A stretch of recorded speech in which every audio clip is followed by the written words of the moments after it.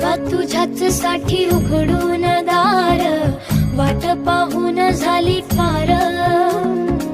चिंता हरून देवा थकला असणार, दे माझ्या खांद्यावर भार।